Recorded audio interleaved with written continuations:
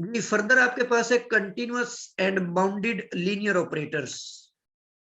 Continuous and bounded linear operators. जी हम suppose कर लेते हैं कि let T be a linear operator. T हमारे पास एक लीनियर ऑपरेटर है। T is continuous on X if and only if T is bounded. ठीक है, अगर टी कंटिन्यूअस होगा तो ये बाउंडेड भी होगा, और अगर ये बाउंडेड है तो ये कंटिन्यूअस भी होगा। लीनियर ऑपरेटर्स के अंदर ये चीज होल्ड करती है। ठीक है, अगर वो लीनियर ऑपरेटर है टी, तो फिर अगर वो कंटिन्यूअस है तो वो बाउंडेड होगा, और अगर वो बाउंडेड है तो वो कंटिन्यूअस होगा। दूसरा रिजल्ट है कि T is continuous if and only if it is continuous eight zero. इसको आप इस थ्योरम को यूं भी रीस्टेट कर सकते हैं कि T is continuous if and only if it is continuous at single point.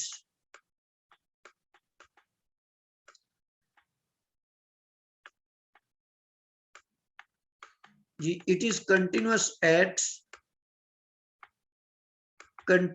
Eight single point.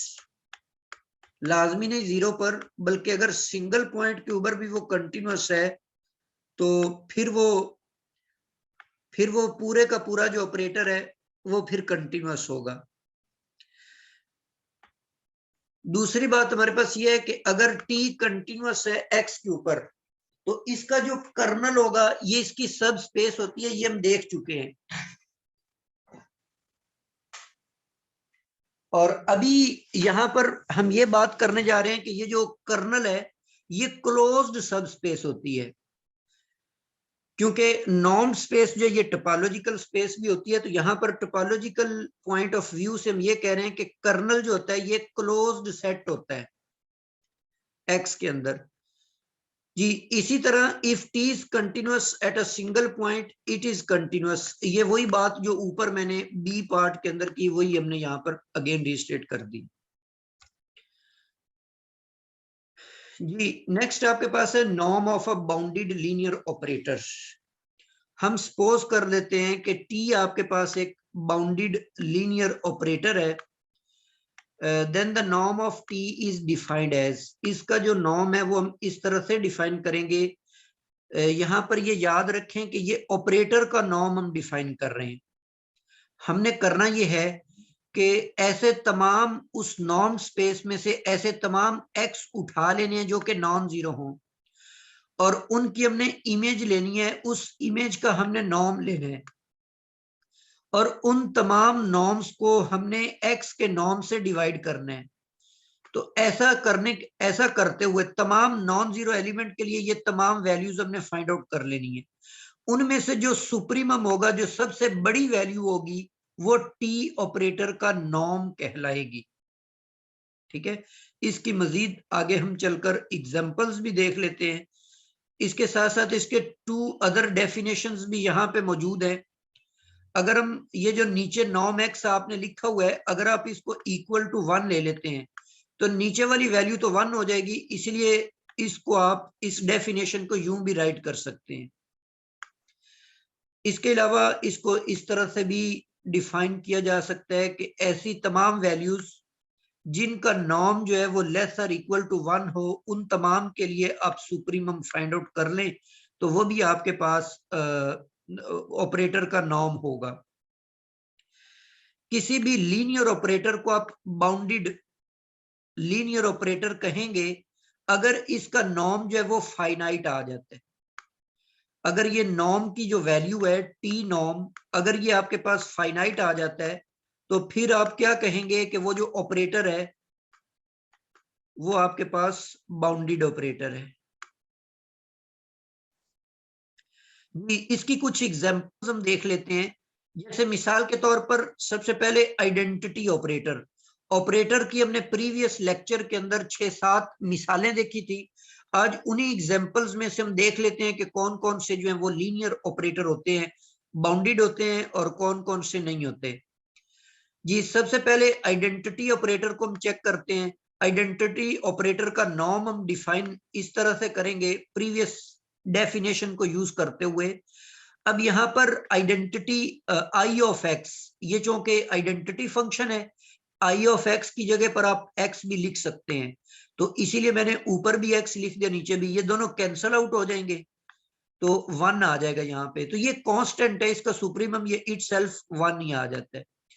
तो अब आप देख लें कि इसका जो नॉर्म है आपके पास, ऑपरेटर का जो नॉर्म है वो फाइनाइट आ चुका है, इसीलिए आइडेंटिटी ऑपरेटर जो होता है ये हमेशा बाउंडेड ऑपरेटर होता है। इसी तरह जीरो ऑपरेटर को भी मैंने नीचे प्रूफ किया हुआ है कि ये भी एक बाउंडेड ऑपरेटर है। और यहां पर एक वेरी इंपॉर्टेंट रिजल्ट है कि every linear operator on a finite dimensional norm space is always bounded. मतलब आर एन अगर आप ले लेते हैं, आर एन के ऊपर कोई भी आप नॉर्म डिफाइन करेंगे ना, सॉरी कोई भी ऑपरेटर डिफाइन करेंगे, आर के ऊपर कर लें, आर स्क्वायर पर, आर क्यूब पर, आर जनरली आर एन के ऊपर कोई भी आप ऑपरेटर डिफाइन करेंगे, वो ऑपरेटर हमेशा बाउंडेड ऑपरेटर होगा।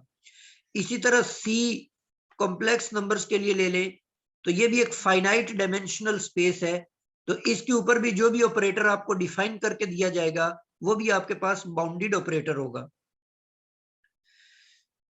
तो थर्ड एग्जांपल कर लें या रिजल्ट कह लें, तो इसका ये मतलब है। फोर्थ एग्जांपल आपके पास है कि product of two bounded linear operator is bounded linear operator. Previous result में आपने देखा कि दो लीनियर ऑपरेटर्स का जो प्रोडक्ट होता है वो लीनियर होता है। अब यहां पर हम ये देख रहे हैं कि दो बाउंडेड ऑपरेटर्स का जो प्रोडक्ट होता है वो भी बाउंडेड होता है। इसी तरह अगर आप डिफरेंशिएशन ऑपरेटर को देखना चाहते हैं कि ये बाउंडेड है या नहीं है, तो इसमें हम सपोज कर लेते हैं कि सेट ऑफ ऑल पोलिनोमियल्स ले लेते हैं, x be a vector space of all polynomials, इसके अंदर सारे के सारे पोलिनोमियल्स पड़े हुए हैं। फिर हम एक ऑपरेटर इस तरह से डिफाइन करते हैं टी, कि वो जो भी फंक्शन आप उसमें पुट करेंगे तो उसका डेरिवेटिव ले लिया जाएगा। ये एक लीनियर ऑपरेटर है, but it is not bounded, ये बाउंडेड नहीं है। तो ये एक एग्जांपल हमारे पास ऐसी भी आ गई, ऐसा ऑपरेटर आ गया जो कि बाउंडेड नहीं है। तो प्रूफ मैंने सारा किया हुआ है, इसको आप फर्दर देख लें, इसमें कोई कंफ्यूजन हो तो वो हम डिस्कस कर लेंगे। इसी तरह जो इंटीग्रेशन ऑपरेटर होता है ये भी आपके पास बाउंडेड ऑपरेटर होता है, और ये मैट्रिसेस के अंदर आपने ये एक मैपिंग ये ऑपरेटर डिफाइन किया था, तो ये भी आपके पास बाउंडेड ऑपरेटर होता है। इसका मतलब जो आपने 7 एग्जांपल ऑपरेटर्स की देखी थी उनके अंदर जो डिफरेंशिएशन ऑपरेटर है सिर्फ वो ऐसा ऑपरेटर है जो कि बाउंडेड